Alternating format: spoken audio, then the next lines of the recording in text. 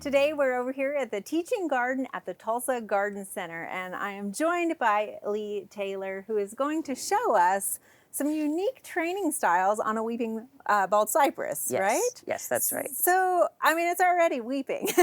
Yeah, so this was planted last year as an 8-foot tall tree. So actually this whole trunk was completely upright before last year's initial training where I bent it over. Okay. This technique comes from the Japanese tradition of Niwaki, which is sculpting garden trees, very like bonsai, just in the ground. Okay, so a little bit larger scale, right? Yes, much larger scale. Okay, so but it's an art, right, that they're trying to bring in nature? Yes, exactly. So the aesthetics are very much trying to emulate what you would see in a natural landscape. You know, older, weathered trees, asymmetric, windswept, those kinds of things. This one in particular is actually Falling Waters bald cypress.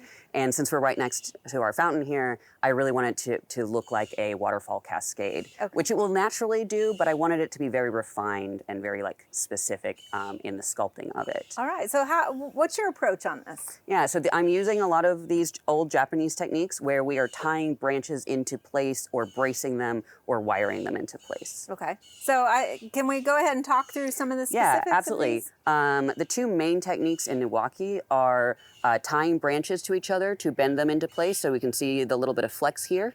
So this is under tension. Okay, so you're trying to pull this whole branch that way? This is the branch that I'm trying to pull this way. Oh, that one you're trying to pull this way, okay. And then this bigger wire back, or twine back here is pulling that branch down from where it was. Okay, so it's simply trying to figure out which one and what you can kind of force and pull it down. Exactly, and where I don't have a good place to brace a branch or pull it this way with the twine, I can instead insert a bamboo pole and then brace it into a straight line or pull it into place using that. Because this one has a bend in it, so you were trying to straighten that out. That had a big crook in it. I'm trying to get it a little bit straighter. Okay. Well, and you mentioned some using wire too, and I see this here. Yeah, so this is not done in Niwaki so much. It's really more a bonsai technique, but since these branches were so small and delicate, I felt more comfortable using the wire here. Okay. So is this the first time you've done any training, or you mentioned that it was taller and you've bent it over? Yeah, let's talk about that. So last year I realized that the trunk of the tree was getting a little bit stiffer, and I was worried that if I waited until this spring to bend the trunk over, I wouldn't be able to bend it at the place I really wanted it. I really specifically wanted the height to be lower than the tip of our fountain. Okay. And so I wanted to make sure that I had that ability, and so I trained it last fall. Okay. At that point. And you can kind of see a little bit of the... Yeah, I wanted kind of a specific curve. I wanted the curve further back and then to drape low in the front. I did use some wire to help control that. This tree grew so fast, I had to clip the wire off after only about 2 months of time. Okay. Because the wire can do some damage to the bark here. Well, and that's what I wanted to ask a little bit, because we all have stake trees and are concerned about leaving those on too long and girdling it. What's the maintenance on managing this once it's kind of in training?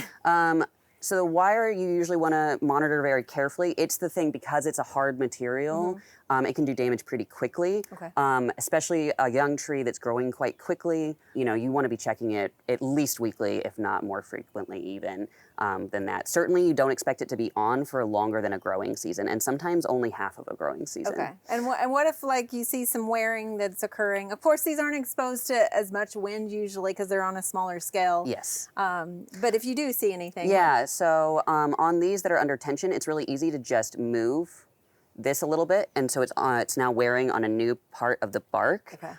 Or I might just entirely untie that portion and retie it from a slightly different point where I will not be wearing on that same point any longer. Is there a better time of the year? You mentioned you had done this last season because you were worried about waiting this long. Yeah. But with new growth and that sort of stuff, is there a better time to do it? This is actually even maybe slightly late, because I'm having to very carefully avoid knocking off all of these buds for our leaves that are going to be growing here. But generally when the sap is flowing, that's when the tree's going to be most flexible. So wintertime's not a great time to be doing this. Okay, all right. So, I mean, it's beautiful here. And so how long are we going to leave this on?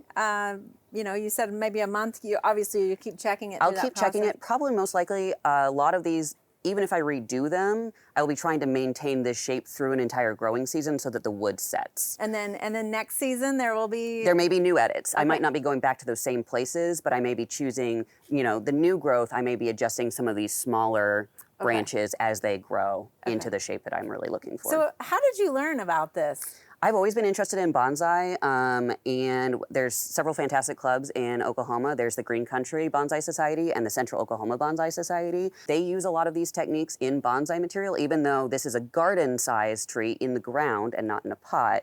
A lot of the techniques are really the same, and a lot of resources that you would use to train bonsai can be applied at this scale as well. Okay, and of course, one of those bonsai clubs meets right here at the Tulsa Garden Center. Yeah. Yes. So, okay, well, and it's early spring, and I hear you also have a festival coming up. Can you tell us a little bit about that festival? So it is Oklahoma's longest running garden festival, Spring Fest. It'll be April 10th and 11th, and we're really excited. We've got about 70 vendors out on the lawn, plants, garden-related, and also some arts vendors. All right, a great opportunity to come see this tree in training, maybe get some more information about the different societies here. And yeah, absolutely. They are also tabling at the event, so fantastic time to come talk to our Bonsai Society or any of our other plant societies. Thank you so much, Lee. Yeah.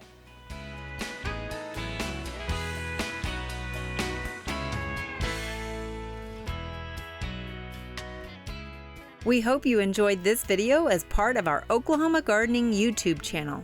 You can also find even more videos on the OK Gardening Classics YouTube channel. And join us on social media for great gardening tips, photos, and discussion.